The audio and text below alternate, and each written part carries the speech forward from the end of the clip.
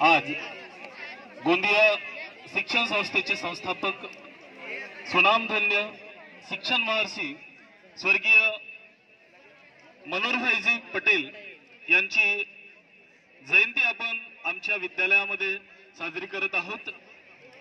त्यांच्या या 118व्या पावन जयंतीनिमित्त त्यांच्या स्मृतींना मी विनम्र अभिवादन करतोय। आजच्या या कार्यक्रमाला प्रामुख्याने उपस्थित कार्यक्रमाचे अध्यक्ष माननीय अजय रांगडाले सर, ज्यांच्या मार्गदर्शनामध्ये आजचा कार्यक्रम आपण या ठिकाणी घेत आहोत। आजच्या कार्यक्रमाला प्रामुख्याने उपस्थित प्रमुख अतिथीच्या रूपाने विराजमान आदरणीय निमावत सर, आदरणीय लिजडे सर, आदरणीय सुंकरवार मॅडम, आदरणीय दुधवरे सर आणि सर्व माझे शिक्षक, शिक्षकेतर कर्मचारी आणि विद्यार्थी मित्र मित्रांनो, दुधवरे सरांनी आपल्या भाषणातून आणि संघवी वासनिक यांनी आपल्या भाषणातून स्वर्गीय बाबूजी यांच्याबद्दलची अप्रतिम अशी माहिती या ठिकाणी दिलेली आहे। आणि गोंदिया शिक्षण संस्थेचे संस्थापक स्वर्गीय मनोहरभाईजी पटेल यांनी अत्यंत गरिबीचं आणि हलाखीचं जीवन जे आहे ते त्यांनी व्यतीत केलं। अत्यंत संघर्षमय असा जीवन प्रवास त्यांचा होता। जीवनात कधीही त्यांनी हार मानली नाही।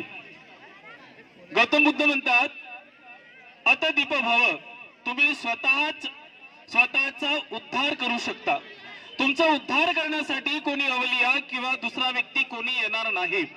मित्रांनो, स्वर्गीय मनोहरभाईजी पटेल यांनी स्वतःच्या बुद्धिबळावर हे सगळं घडवून आणलं आणि आज आपण पाहतो आहे की गोंदिया शिक्षण संस्था रूपी जी संस्था या ठिकाणी त्यांनी निर्माण केली, या संस्थेच्या वृक्षाचं, छोट्या रोपट्याचं वटवृक्षामध्ये रूपांतर झालेलं आहे आणि हजारो लाखो विद्यार्थी या ठिकाणी शिक्षण घेतात, परदेशामध्ये जातात आणि या संस्थेला सांभाळण्याचं काम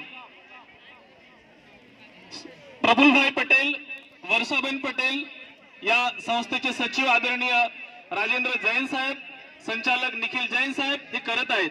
आणि आज आपण पाहतो आहे की 11 तारखेला फार मोठं कार्यक्रमाचं आयोजन, स्वर्ण पदक वितरण, ज्या विद्यार्थ्यांनी खूप अथक परिश्रम करून जे मेरिट मध्ये आलेले आहेत, मग ते बीए मध्ये असतील, बीकॉम मध्ये असतील, बीएससी मध्ये असतील, मेडिकल मध्ये असतील, इंजिनिअरिंग मध्ये असतील, 10वी आणि 12वी मध्ये असतील, अशा विद्यार्थ्यांना स्वर्गीय मनोहरभाईजी पटेल यांच्या तर्फे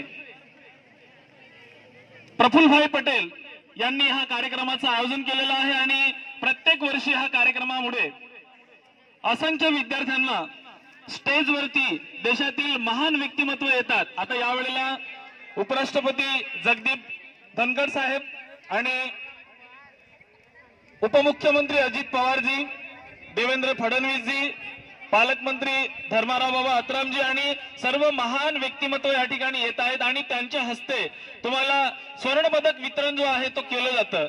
आणि म्हणून एक गोष्ट लक्षात ठेवायची की तुम्हाला देखील तुमच्या आयुष्यामध्ये अशा पद्धतीचं मेडल जर प्राप्त करायचं असेल तर तुम्हाला आयुष्यामध्ये खूप मोठा संघर्ष करायचा आहे, अभ्यास करायचा आहे आणि आपलं जीवन जे आहे ते गतिमान करायचं आहे। कुणावरही विसंबून राहू नका। जो दुसऱ्यावरही विश्वासला त्याचा कार्यभाग बुडाला, तुम्हाला स्वतःच करायचं आहे। स्वर्गीय मनोहरभाईजी पटेल एवढं मोठं उदाहरण आपल्या पुढे आहे।